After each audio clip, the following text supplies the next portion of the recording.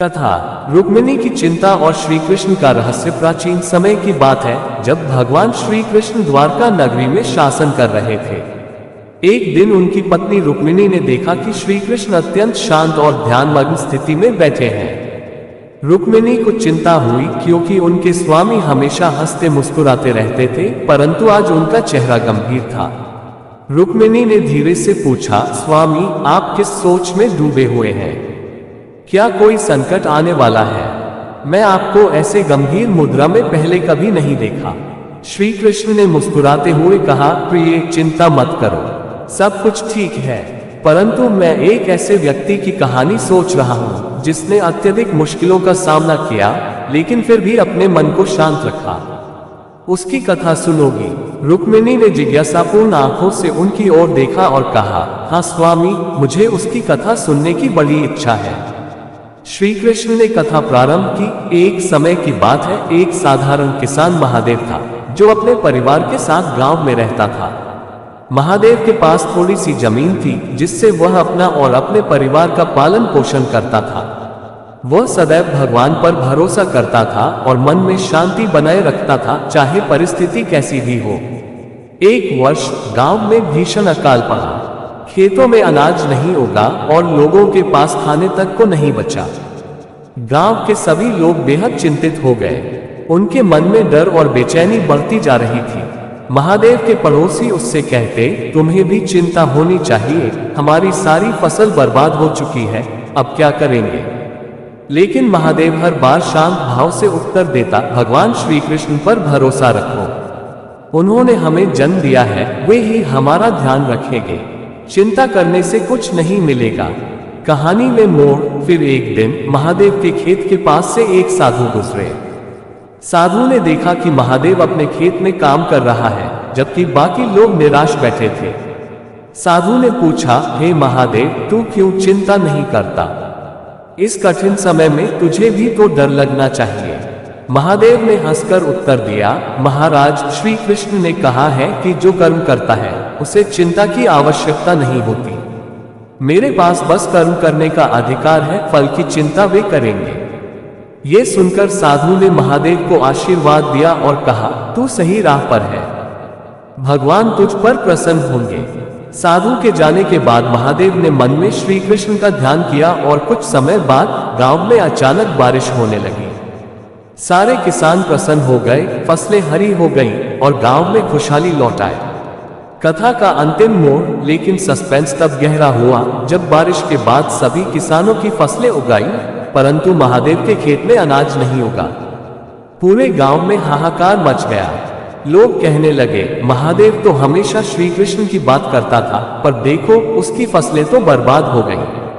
महादेव के मन में कोई शिकायत नहीं थी, वह फिर भी शांत था। उसने कहा, अगर श्री कृष्ण ने यह तय किया है कि इस बार मेरी फसल नहीं उगेगी, तो इसके पीछे भी कोई कारण होगा। मैं भगवान की मर्जी को स्वीकार करता हूँ। कुछ दिन बाद एक व्यापारिक कारवां उस गांव से गुजरा और महादेव के खेत में डेरा डाला। वहां रुकते समय उन्हें पता चला कि महादेव की मदद की जरूरत है, तो उन्होंने उसे ढेर सारा अनाज और सोना भेंट में दिया। महादेव के खेत में तो अनाज नहीं उगा था, पर भगवान ने उसे और भी बड़ी समृद्धि से नवाजा।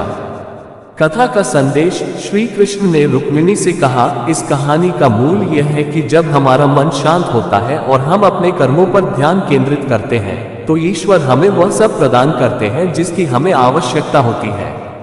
महादेव ने कभी अपने मन को विचलित नहीं होने दिया और उसका अंत सुखद हुआ। इसी प्रकार हमें भी अपने मन को शांत रखना चाहिए, क्योंकि भगवान हमेशा हमारे साथ होते हैं। रुक्मिणी ने गहरी सांस ली और कहा, अब समझ में आया कि आप इतने शांत क्यों रहते हैं। आप हमेशा हमें सही मार्ग दिखाते हैं, हे कृष्ण। इस कथा में सस्पेंस तब आता है जब महादेव की फसल नहीं उगती और लोग उसकी भक्ति पर सवाल उठाने लगते हैं, लेकिन अंत में भगवान श्री कृष्ण उसकी निष्ठा की परीक्षा लेते हैं और उसे अप्रत्याशित रूप से आशीर्वाद प्रदान करते हैं। ये कथा दर्शकों को अंत तक बांधे रखेगी और मन की शांति का सशक्त संदेश देगी। कथा रुक्मिणी की चिंता और श्री कृष्ण का रहस्य। प्राचीन समय की बात है, जब भगवान श्री कृष्ण द्वारका नगरी में शासन कर रहे थे। एक दिन उनकी पत्नी रुक्मिणी ने देखा कि श्री कृष्ण अत्यंत शांत और ध्यानमग्न स्थिति में बैठे हैं। रुक्मिणी को चिंता हुई क्योंकि उनके स्वामी हमेशा हंसते मुस्कुराते रहते थे, परंतु आज उनका चेहरा गंभीर था। रुक्मिणी ने धीरे से पूछा, स्वामी, आप किस सोच में डूबे हुए हैं? क्या कोई संकट आने वाला है? मैं आपको ऐसे गंभीर मुद्रा में पहले कभी नहीं देखा। श्री कृष्ण ने मुस्कुराते हुए कहा, प्रिय, चिंता मत करो, सब कुछ ठीक है, परंतु मैं एक ऐसे व्यक्ति की कहानी सोच रहा हूं जिसने अत्यधिक मुश्किलों का सामना किया लेकिन फिर भी अपने मन को शांत रखा। उसकी कथा सुनोगी? रुक्मिणी ने जिज्ञासापूर्ण आंखों से उनकी ओर देखा और कहा, हाँ स्वामी, मुझे उसकी कथा सुनने की बड़ी इच्छा है। श्री कृष्ण ने कथा प्रारंभ की। एक समय की बात है, एक साधारण किसान महादेव था जो अपने परिवार के साथ गांव में रहता था। महादेव के पास थोड़ी सी जमीन थी जिससे वह अपना और अपने परिवार का पालन पोषण करता था। वह सदैव भगवान पर भरोसा करता था और मन में शांति बनाए रखता था, चाहे परिस्थिति कैसी भी हो। एक वर्ष गांव में भीषण अकाल पड़ा। खेतों में अनाज नहीं उगा और लोगों के पास खाने तक को नहीं बचा। गांव के सभी लोग बेहद चिंतित हो गए। उनके मन में डर और बेचैनी बढ़ती जा रही थी।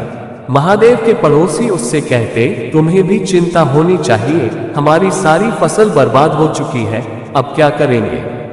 लेकिन महादेव हर बार शांत भाव से उत्तर देता, भगवान श्री कृष्ण पर भरोसा रखो, उन्होंने हमें जन्म दिया है, वे ही हमारा ध्यान रखेंगे, चिंता करने से कुछ नहीं मिलेगा। कहानी में मोड़। फिर एक दिन महादेव के खेत के पास से एक साधु गुजरे। साधु ने देखा कि महादेव अपने खेत में काम कर रहा है जबकि बाकी लोग निराश बैठे थे। साधु ने पूछा, हे महादेव, तू क्यों चिंता नहीं करता? इस कठिन समय में तुझे भी तो डर लगना चाहिए। महादेव ने हंसकर उत्तर दिया, महाराज, श्री कृष्ण ने कहा है कि जो कर्म करता है उसे चिंता की आवश्यकता नहीं होती। मेरे पास बस कर्म करने का अधिकार है, फल की चिंता वे करेंगे। ये सुनकर साधु ने महादेव को आशीर्वाद दिया और कहा, तू सही राह पर है, भगवान तुझ पर प्रसन्न होंगे। साधु के जाने के बाद महादेव ने मन में श्री कृष्ण का ध्यान किया और कुछ समय बाद गांव में अचानक बारिश होने लगी। सारे किसान प्रसन्न हो गए, फसलें हरी हो गईं और गांव में खुशहाली लौट आई। कथा का अंतिम मोड़। लेकिन सस्पेंस तब गहरा हुआ जब बारिश के बाद सभी किसानों की फसलें उगाई, परंतु महादेव के खेत में अनाज नहीं उगा।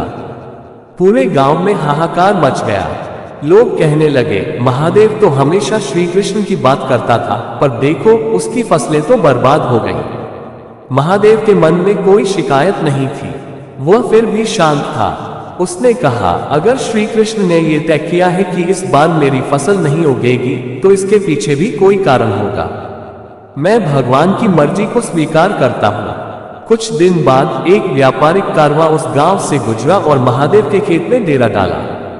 वहां रुकते समय उन्हें पता चला कि महादेव की मदद की जरूरत है, तो उन्होंने उसे ढेर सारा अनाज और सोना भेंट में दिया। महादेव के खेत में तो अनाज नहीं उगा था, पर भगवान ने उसे और भी बड़ी समृद्धि से नवाजा।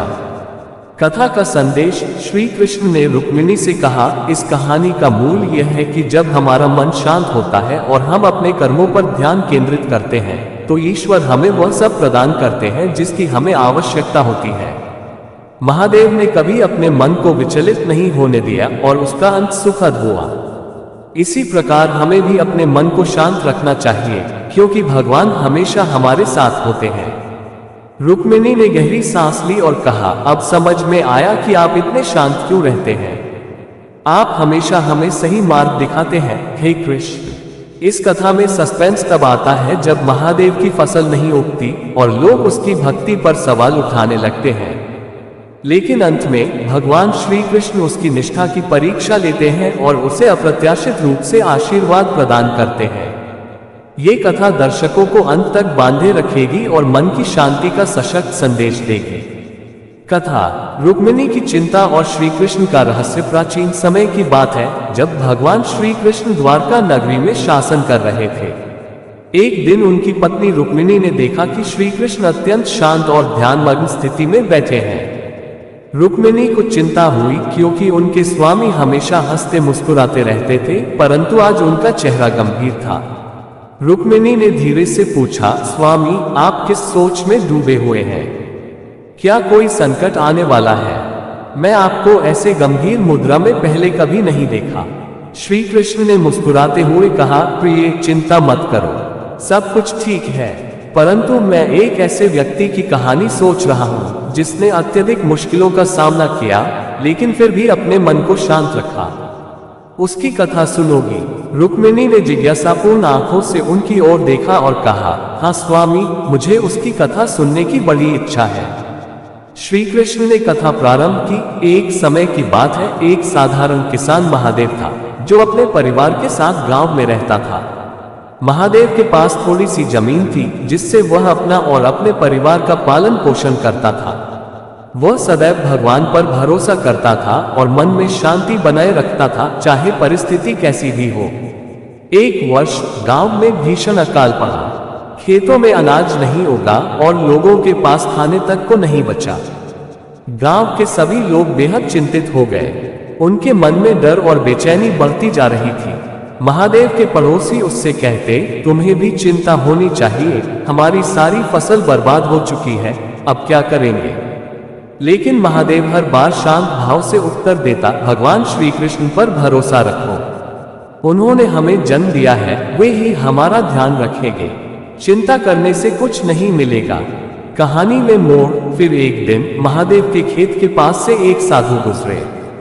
साधु ने देखा कि महादेव अपने खेत में काम कर रहा है जबकि बाकी लोग निराश बैठे थे। साधु ने पूछा, हे महादेव, तू क्यों चिंता नहीं करता? इस कठिन समय में तुझे भी तो डर लगना चाहिए। महादेव ने हंसकर उत्तर दिया, महाराज, श्री कृष्ण ने कहा है कि जो कर्म करता है उसे चिंता की आवश्यकता नहीं होती। मेरे पास बस कर्म करने का अधिकार है, फल की चिंता वे करेंगे।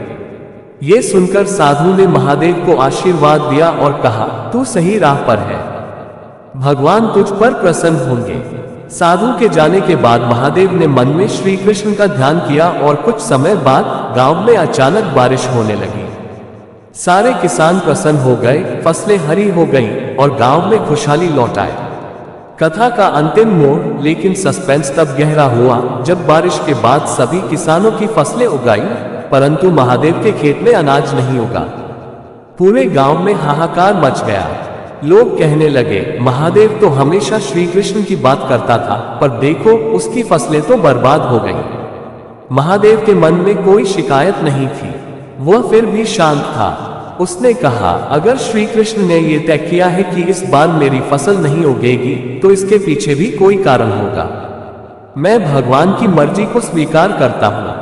कुछ दिन बाद एक व्यापारिक कारवां उस गांव से गुजरा और महादेव के खेत में डेरा डाला। वहां रुकते समय उन्हें पता चला कि महादेव की मदद की जरूरत है, तो उन्होंने उसे ढेर सारा अनाज और सोना भेंट में दिया। महादेव के खेत में तो अनाज नहीं उगा था, पर भगवान ने उसे और भी बड़ी समृद्धि से नवाजा। कथा का संदेश। श्री कृष्ण ने रुक्मिणी से कहा, इस कहानी का मूल यह है कि जब हमारा मन शांत होता है और हम अपने कर्मों पर ध्यान केंद्रित करते हैं, तो ईश्वर हमें वह सब प्रदान करते हैं जिसकी हमें आवश्यकता होती है। महादेव ने कभी अपने मन को विचलित नहीं होने दिया और उसका अंत सुखद हुआ। इसी प्रकार हमें भी अपने मन को शांत रखना चाहिए, क्योंकि भगवान हमेशा हमारे साथ होते हैं। रुक्मिणी ने गहरी सांस ली और कहा, अब समझ में आया कि आप इतने शांत क्यों रहते हैं। आप हमेशा हमें सही मार्ग दिखाते हैं, हे कृष्ण। इस कथा में सस्पेंस तब आता है जब महादेव की फसल नहीं उगती और लोग उसकी भक्ति पर सवाल उठाने लगते हैं, लेकिन अंत में भगवान श्री कृष्ण उसकी निष्ठा की परीक्षा लेते हैं और उसे अप्रत्याशित रूप से आशीर्वाद प्रदान करते हैं। ये कथा दर्शकों को अंत तक बांधे रखेगी और मन की शांति का सशक्त संदेश देगी। कथा। रुक्मिणी की चिंता और श्री कृष्ण का रहस्य। प्राचीन समय की बात है जब भगवान श्री कृष्ण द्वारका नगरी में शासन कर रहे थे। एक दिन उनकी पत्नी रुक्मिणी ने देखा कि श्री कृष्ण अत्यंत शांत और ध्यानमग्न स्थिति में बैठे हैं।